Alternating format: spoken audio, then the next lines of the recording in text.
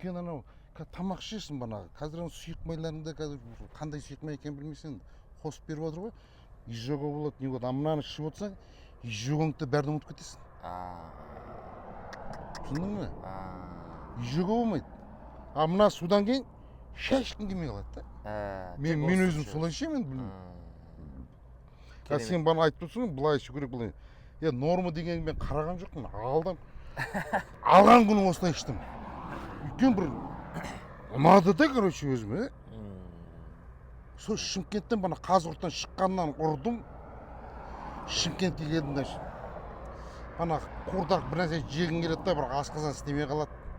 қатып қалады соны жемейтінмін қуырдақ әкең аусыңыз өмір бақи то анау то мынау то ана ішпе арақ ішпе то қуырдақ жеме асқазан көтермейді қуырдақ жеші өлсек брат той өлейік дедім да кейін осы қуырдақты жеп алдым таңқиып Шымкенттен шыға бере мына су ұрдым ғой короче ішіп келеді мен шөлдеген сайын кола бағам ғой бұны асқазан қинап бана яғни кола ішетінмін қуырдақтан кейін ше коланы да бағам бірақ коланы ұмытып кеттім мына су ішіп отырмын и бір сағат өтті ме өткен жоқ оны қуырдақ таппай қалдым ғой қайтадан қарным ашты ғой соны үйге келдім іштім қайтадан тамақ ішесіз тамақты іше бер аямай іше бер айтпақшы бана диетасыздағыштарың бар емес па диетасында бұлар жандарын қинап жүр ғой өздерін банағы мынау тамақ ішпей алма жеп қыртып олай емес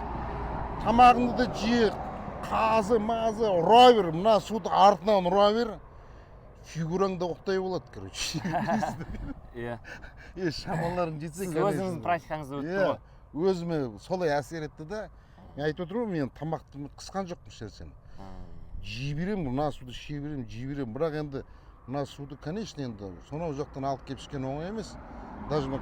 күнделікті сатып алып ішсең енді жағдайың болса енді на принцип айына 50 мың теңге кете ма зато денсаулығың 30 баклаж да 50 мың болды қанша қаншадан сатып алсыңдар 2000 теңгеден сатып алдым 2000 теңгеден 60 мың теңгеден ба енді 60 мың сізге енді негізі 10 баклажда жетеді ғой бір әулерге бір адамдарға